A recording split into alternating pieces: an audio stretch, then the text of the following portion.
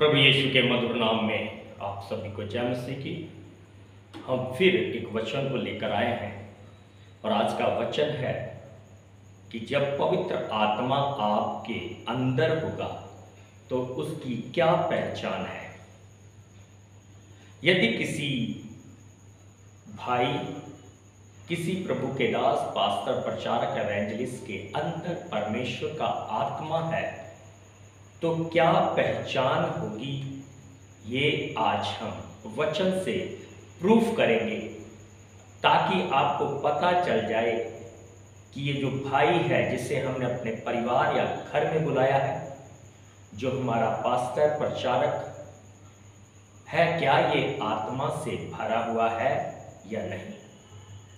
तो आइए देर ना करें, हम वचनों में चलें और सीखें और पहचाने यदि किसी के अंदर परमेश्वर का आत्मा है उसका स्वभाव कैसा होगा और उसकी पहचान क्या होगी।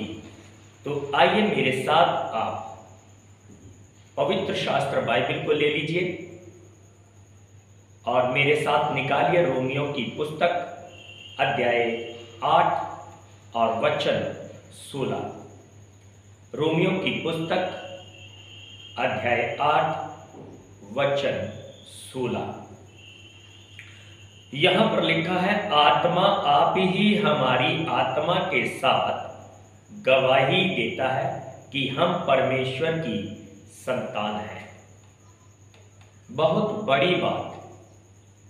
वो परमेश्वर का आत्मा जब हमारे अंदर आता है, आपको कहने की जरूरत नहीं है कि यीशु परमेश्वर का पुत्र है।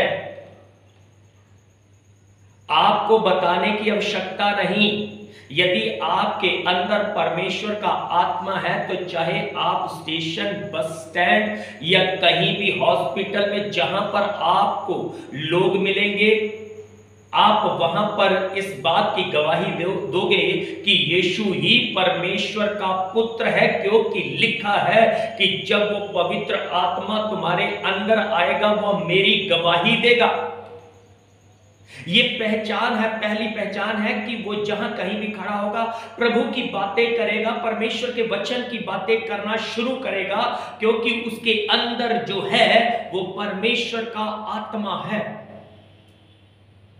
ये है पहचान। वो सांसारिक बातें नहीं करेगा, वो दुनियावी बातें नहीं करेगा। वो क्या करेगा? परमेश्वर की बातें करेगा, परमेश्वर के वचन की बातें करेगा, क्योंकि यहां स्पष्टता से लिखा है, आत्मा आप ही हमारी आत्मा के साथ गवाही देगा कि यीशु मसीह ही परमेश्वर का पुत्र है। यीशु मसीह हमारे पापों के लिए मारा गया, उसने हमारे पापों के लिए लहू बहाया, वो कब्र में रखा गया और तीसरे दिन उस कब्र में से जी उठा और जिंदा स्वर्ग गया। यही है सुसमाचार और कोई दूसरा सुसमाचार नहीं है, कोई दूसरी गवाही नहीं है। और ये गवाही स्वयं आत्मा हमारे अंदर जब होती है, अंदर होता है, तब ये गवाही देता है। हालेलुया। आइए मेरे साथ एक और वचन को निकालें। गलातियों की पुस्तक अध्याय 4 और वचन 6। गलातियों की पुस्तक अध्याय 4 वचन 6। और तुम जो पुत्र हो, इसीलिए परमेश्वर ने पुत्र के आत्मा को जो हे अब्बा, हे पिता कहकर पुकारता है, हमारे हृदयों में भेजा है। इसीलिए तू अब दास नहीं परंतु पुत्र है, और जब पुत्र हुआ तो परमेश्वर के द्वारा वारिस भी हो गया। अति सुंदर वचन। यहां पर लिखा कि परमेश्वर ने अपने पुत्र का आत्मा हमारे हृदय में भेजा है। हमारे अंदर प्रभु यीशु मसीह का आत्मा है और जब उसका आत्मा हमारे अंदर आया परमेश्वर हमें यीशु मसीह के द्वारा अपना पुत्र मानता है। वो मुझे नहीं जानता, लेकिन जब मेरे अंदर परमेश्वर का आत्मा मेरे हृदय में रहता, वो यीशु के द्वारा मुझे जानता है कि ये मेरा पुत्र है। जब उसका आत्मा मेरे अंदर आ गया तो मैं परमेश्वर का पुत्र बन गया। अब पुत्र का कर्तव्य है कि जो पिता करे वो पुत्र भी करे। उसने हमें पुत्र इसलिए बनाया ताकि जो मैं करता हूं वो मेरा पुत्र भी करे। अब पुत्र क्या करेगा? जो प्रभु यीशु ने किया है। स्वर्ग का राज्य निकट है, पश्चाताप करो, मन फिराओ। तुम परमेश्वर में विश्वास करते हो, मुझ पर भी विश्वास करो। आज भी तो लोग पास्टर प्रचारक पश्चाताप का प्रचार कर ही रहे हैं, क्योंकि पुत्र की इच्छा है वो पिता की इच्छा पूरी करे, और पिता ने हमें पुत्र बनाया ताकि हम भी उसके पुत्र बनने के बाद पिता की इच्छा को पूरा करें। हम रुक नहीं सकते क्योंकि हम बेटे हैं परमेश्वर के, क्योंकि मेरे अंदर परमेश्वर के पुत्र का आत्मा है। जो उसने आज से 2000 साल पहले किया वही मेरे अंदर आने के बाद आज भी वो करेगा और कर रहा है। ये पहचान है पवित्र आत्मा की। आइए मेरे साथ एक और वचन को निकालिए, प्रेरितों के काम अध्याय 1 और वचन 8। परंतु जब आत्मा तुम पर आएगा तब तुम सामर्थ पा जाओगे। उसकी एक पहचान है जिससे पवित्र आत्मा मिलता है, उसके अंदर सामर्थ के काम करने का अभिषेक आ जाता है। वो पुरानी बातें नहीं करता है, वो पुराने स्वभाव में नहीं रहता है, उसका सब कुछ नया हो जाता है, वो बदल जाता है